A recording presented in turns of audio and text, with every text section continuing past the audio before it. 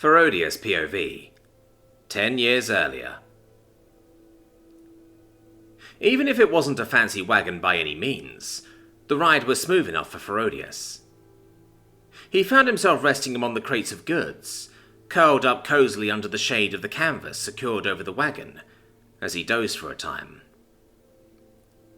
The caravan turned out to be a rather considerable group of people and goods. A total of 8 wagons and 4 carts that were accompanied by at least 19 other people. On numbers alone, Frodus would have considered the caravan a formidable group. However, it was plain to see that most of these people are inexperienced with combat, beyond using a staff or sling for self-defense. Of the 19, 6 militia guards rode with the caravan. 2 of them rode along on the wagons, while the rest rode atop some warbling swifts, otherwise known simply as warblers. Warbling swifts were one of the more common domesticated mounts, being one of the easier, large 2-legged birds to handle and maintain. They were moderately fast and were equally useful within the tight streets of cities to the open fields and paths of rural life. They were the preferred mount of scouts and guards alike. However, despite their usefulness and overall mobility, the birds generally hated having to pull anything. In any case, Frodus ended up actually catching up on some much-needed sleep. His ears twitched as he heard the call of a couple of warblers and their riders, returning to the caravan. It seemed that the guards had gone up ahead and found a suitable clearing that was safely away from the road for the caravan to navigate to, and set up for the night. Stretching and writhing around within the cosily snug space he ended up in, he woke himself up and moved to climb to the edge of the wagon he was in, to watch the line of carts and wagons behind him. The driver of the cart behind him offered a smile as they spotted Frodus, and Frodus returned the smile as best as he could manage, before being interrupted by a yawn. Looking at the sky and the sun in particular, he could guess they still had a few hours until sundown. Frodus felt that they could travel for another hour or 2, but then he had to consider that this wasn't just a party of 5 that could disappear into the woods without a trace, but an entire caravan that needed both time and space to move and settle down in. Not to mention the sleeping and cooking arrangements that also had to be prepared for all of these people. His ears flicked in consideration, wondering if Regan had already thought of all these things when he added an entire day for the trip to the city. For another moment he found himself impressed with his best friend, though he then had a sudden realization as he considered that if there was this much planning for a simple impromptu caravan, just how much paperwork and planning would he have to look forward to as king? A sense of dread welled up in his stomach as he considered just how often his father was in their office from day to day, not to mention the consistent flow of folders and papers that always seemed present on his father's desk, no matter when he saw him. For just the briefest of moments, Frodus wondered if he should try to find something else to do with his life, instead of subjecting himself to several decades of paperwork. Ultimately, he resolved himself to his fate. He did want to be king after all, and he would only be king for around 30 years or so. Well, it depended on when he had kids of his own, but that's usually how long rulers held their throne in his kingdom, and it worked well enough. Of course, other kingdoms and lands had different practices, but ever since the reign of tyrant king Leandris the Senile, most kings of his kingdom did not stay on the throne for longer than 3 decades, for the sake of not repeating that era. Before Frodus knew it, during his musings, the caravan had come to a stop, and ended up in a fairly secluded clearing some ways away from the road. From his place in the cart, he could already see signs of this having been used as camping grounds before. Perhaps this is where these villagers usually stop from trip to trip, which would make sense to him at least. It wasn't long until the site was a flurry of activity, the wagon with the equipment and larder being unpacked. Monty and surprisingly Tori made their way over to help with preparing dinner for the group. Braziel was spotted heading off with a couple of villagers for a hunting trip for meat to supplement their meals for the next few days. Danica found herself among the militia guards, badgering them with questions about their weapons and asking to take a look at them. The guards seeming more than willing to let her, as they handed them over to her, much to her apparent delight. As for Regan, he found a quiet spot beneath a particularly large tree and meditated beneath it to continue recovering from his heavy mana use this morning. The ladies Nerva and Roche settled among the few young women who were driving the carts and wagons, enjoying their company as they seemed to have become fast friends despite their different stations. Frodus once was again left to his own devices for the most part, after he had finished setting up his tent. With nothing better to do, he made his way to the edge of camp and marked out a large circle with his blade, before deciding to run through his training exercises. Half of these routines are just flashy movements and extended bouts of extreme speed with barely any practical combat use. However, what they were useful for was for training up the limits of his body and furthering the physical feats he could achieve while safely stressing his mana heart. He took a few more moments to get ready, stripping himself of his equipment and armor before pulling off his tunic and neatly settling them outside of his training circle. Though as Frodus stood in the center of the circle, drawing his blade and attempting to center himself, he heard Danica approaching with some of the guards, chatting as she led them over. "Oh, you lot are going to like this. He's going to start leaping and dancing around like an acrobat and move faster than most of those racing beasts you can see at the stadiums," she enthused, crossing her arms as she stood safely beyond the circle. One of the human guards spoke up, it being a young man maybe a year or two older than Frodus. "Why is he going to do that? What's the point?" he asked curiously, sounding rather skeptical of Danica's claims.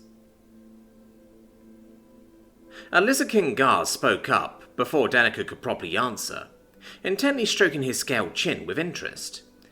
"He's training his mana heart, yes. Not everyone has one, though he must be strong if he can do everything you've claimed while simply training," he considered, while explaining to the younger human guard. The young guard nodded in a sort of way that showed he didn't really get it, but was happy to watch what was going on. Danica looked mildly miffed at being interrupted, but her good mood returned as she looked over to Frodus with a grin. "Go on, Rhodey. Show him your fancy footwork," she mused. Frodus sighed as he broke focus to look over at Danica. "At least my flashy footwork isn't as destructive as your training, with how much you slam yourself into trees and stone the way you do," he mentioned, as he flicked his tail, before rolling his shoulders to try and center himself again. The guards looked over at Danica curiously, though Danica looked more amused than anything, as she crossed her arms. 1,500 years of dwarven tradition can't be wrong," she replied, as she flexed her right arm before crossing them again, with a grin on her face. Frodus didn't bother to reply, though he smiled to himself for a moment. His mana heart pulsed as he actively stimulated it, feeling the mana course through his entire body all at once, with each beat of his heart. His senses heightened intensely, as he could hear Danica and the guards' beating hearts, and smell the herbs and meats simmering within a large pot of stew by the smoky fire. He felt the fur along his chest and shoulders shift in the gentle spring breeze, and finally, he took a breath as he dialed into the moment and opened his eyes, directing his heightened senses to be focused close around him, instead of the entirety of the camp. He took a step forward, moving one foot after another as he crossed a 15-foot gap in less than a second. He could hear the gasps of surprise forming in the throats of the guards as he pushed himself to cross the entire 30-foot diameter of the circle in the next 3 seconds. He could already feel the effects as he pushed himself, now doing laps after the initial burst of speed, jumping, sidestepping and hopping around. That was until he started including his blade, swinging and thrusting, doing rather deep lunges and jumping before forcing himself to descend faster by performing downward slashes. Frodus briefly considered manifesting flames or wind around his blade to further stress his mana heart, but ultimately decided against it since he didn't want to completely wear himself out tonight. When he finally stopped, a good 7 minutes had passed. It was a rather good time for how hard he pushed himself, meaning that he could easily use his mana heart for twice or maybe 3 times as long in real combat, when he's properly pacing himself. By the end of it, he was down on his knees, leaning on his blade as he panted, heavily. He could feel the heat radiating from his palms, ears and feet, the heat coming in waves as he worked on cooling down. Thankfully, Danica came over and began pouring out a water skin over his head, the refreshing liquid helping him cool down much faster than he could on his own. "There you go, Rhodey, that's it," Danica said kindly, before patting his damp fur with a strong open palm. "Now go on and get dressed. No need to be showing off for longer than you have to," she mused, as she pulled away. Frodus smirked as he had to catch his balance after Danica smacked his back, shaking his fur out before she could get out of range. "Go punch a tree," he mused tiredly, as he got to his feet, wiping the now muddy tip of his blade off of his pant leg before sheathing it where it belongs. As he looked around, he found himself feeling vaguely surprised at the small crowd that formed around his training circle. Just about everyone who wasn't cooking or hunting had stopped to watch him train. If his face wasn't already hot from the exertion of pushing himself, he was sure it would have heated up from all their curious eyes. He flashed them a smile as he ran his hand through his head fur, straining the excess water from it as it ran down his damp back. Before long, the villagers and guards dispersed while chatting among themselves. All except the 2 ladies, Lady Nerva and Lady Roche, having lingered before approaching Frodus once it looked like he had mostly collected himself. Lady Nerva was the first to speak up, offering a wooden cup with water as she looked up at Frodus. "That was an impressive display of power and agility, Sir Rhodey. Even my family's guard captain would be hard-pressed to meet you on even footing," she enthused charmingly, her fluffy tail slowly wagging behind her. Frodus was a little taken aback by their approach, but offered a friendly enough smile as he took up the cup of water and indulged in a few deep gulps before sighing with delight. "Thank you," he expressed with a smile as he looked between the 2 ladies. "For the water and the compliment," he mused, as he held up the cup. Lady Rose spoke up as she looked up at Frodus. "What rank are—" she started to ask, her eyes having momentarily wandered his chest before spotting the emerald tag that rested against it. "Oh, you're only an emerald. I was almost certain you were at least a bronze, if not a ruby," she considered, before looking back up into Frodus's eyes with a question being silently suggested, as she tilted her head a little. Frodus smiled a bit more as his ear flicked, sending some water behind him. "I believe it is only a matter of time before Regan and I go through our promotion interviews to become rubies. It's only been half a year since we went up in rank, after all," he explained, Lady Roche nodding at his words, seemingly accepting his answer. Lady Nerva piped up as she stepped a little closer, her tail wagging a little more. "Sir Rhodey, forgive me for being forward, but are you perhaps available for long-term contract work? I would be remiss to overlook such a formidable man as yourself, along with Regan, of course," she enthused, before her own ears waggled a bit. "And while I haven't seen Danica or the others of your party in action, if they're anything like you, then they are surely impressive." Lady Roche frowned a bit, stepping closer and attempting to nudge Lady Nerva to the side to get Frodus's attention. "I would also like to make an offer as well.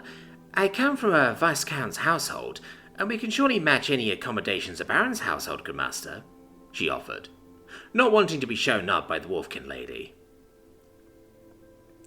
Frodus took a step back, definitely not expecting this line of conversation, as his ears lowered back against his head with surprise. "I'm sorry, ladies, but I have no plans on taking any long-term contract work. Sorry," he expressed apologetically, as he worked on relaxing a bit, now that he had his personal space back, bringing the cup of water back to his lips to take another drink. The ladies both frowned a little, clearly disappointed, but not as much as Frodus anticipated, as Lady Nerva placed her hands on her hips. "Then, I suppose the rumors are true. You're planning on serving Lady Historietta, aren't you? Perhaps as her personal guard at first," she stated, more than asked, as if it was already set in stone. She then flashed her mischievous smile. "I suppose she has good taste, and you'd be rather comfortable if you did marry up," she mentioned, both ladies appearing in good spirits as they considered that possible rumour mill. "True, a count's daughter, falling in love with the adventurer who rescued her. It's the stuff of fairy tales." Lady Roche was quick to agree.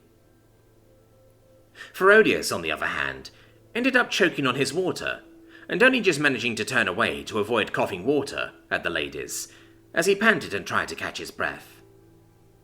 His face heated up as his ears uncontrollably waggled. "It's not like that, I swear." And he meant it, in more ways than one.